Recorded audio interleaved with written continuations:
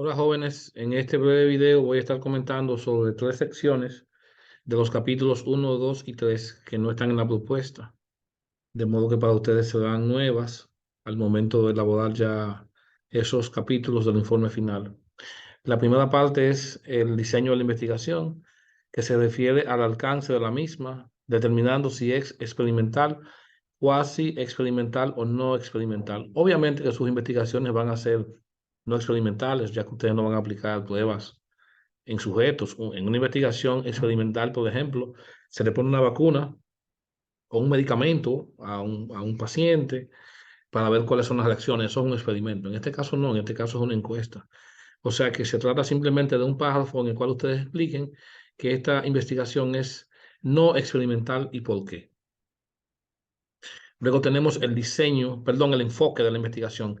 El enfoque de la investigación está relacionado a la forma en que se sistematiza la información, pudiendo ser básicamente cuantitativa, cualitativa o mixta.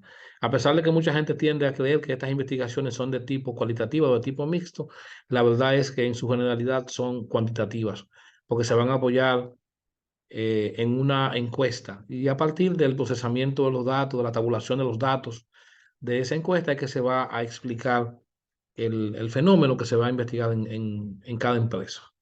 En la página 21 del instructivo explica más ampliamente esto. Es lo mismo, un párrafo en el cual expliquen el enfoque de la investigación, expresando que es, en este caso, ¿no? Si fuera experimental sería distinto, obviamente deben explicarlo. Explicar si es experimental, cuasi experimental o no experimental y presentar muy brevemente por qué. Luego tenemos el marco teórico. El marco teórico se llama exactamente igual que el capítulo al cual le corresponde, que es marco teórico, revisión de la literatura. Debe tener tres secciones, a su vez, tres partes. La primera es la contextualización.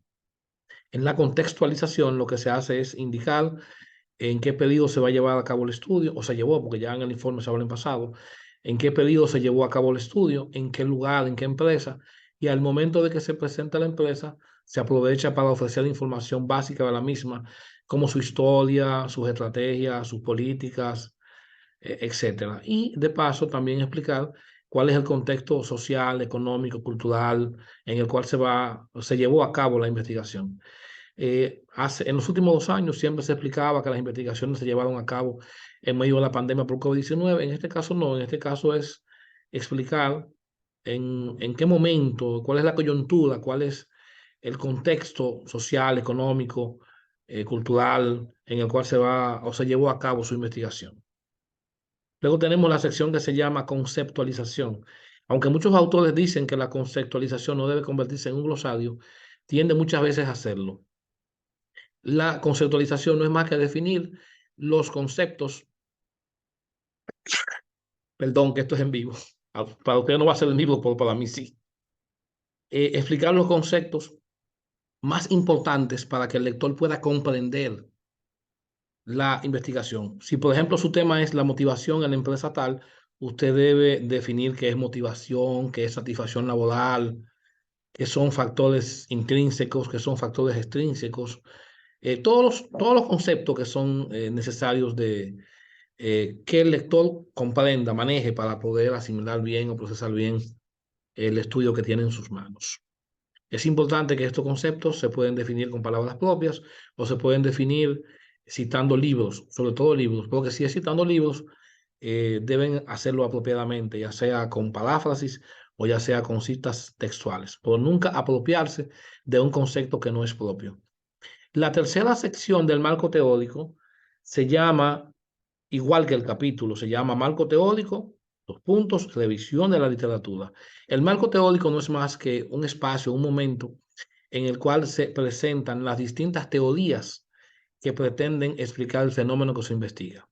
Si, por ejemplo, usted va a hacer una investigación sobre estrés laboral en una empresa, usted debe definir qué es estrés, qué es distrés, qué es eustrés, qué es estresores, que son los factores causantes del estrés, qué son manifestaciones físicas de estrés, qué son manifestaciones psicológicas, qué es la reacción de pelear o de huir, o sea, todos los conceptos que están vinculados al tema teórico del estrés. Si va a investigar sobre motivación, debe entonces presentar las distintas teorías de motivación, que la pirámide de necesidades de Maslow, que la teoría XY de McGregor, que la teoría bifactorial de Herzberg, la teoría ERC de Clayton Alderfer, todas esas teorías que pretenden explicar el fenómeno de la motivación.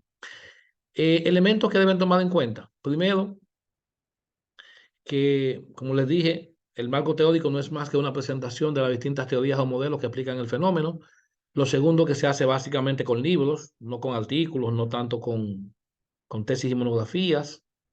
También que deben cuidarse de no utilizar nunca fuentes informales como esas páginas de internet que son famosas.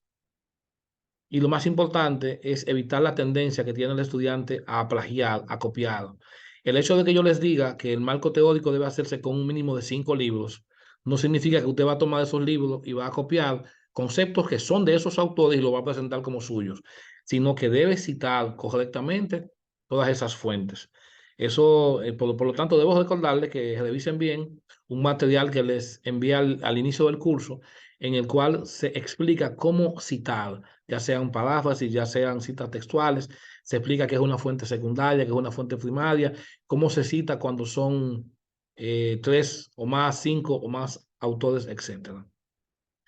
Importante, aparte de citar de la manera correcta, que si usan APA se acojan al estilo de APA para las citas, y que también que recuerden que APA diferencia cuando se presenta una cita textual que es de determinada extensión. Hay una extensión en la cual APA permite que la cita vaya dentro del texto y en comillas.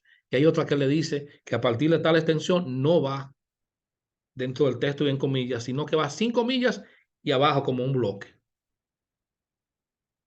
También el hecho de que les diga que utilicen un mínimo de 5 libros no quiere decir que van a limitarse a citar. No, todo lo contrario. El marco teórico debe tener una narrativa propia de los autores, donde van explicando esas teorías, esos modelos, y entonces cada vez que van a reforzar un concepto, pueden presentar una cita textual o paráfrasis de determinado autor y citarlo como es correcto.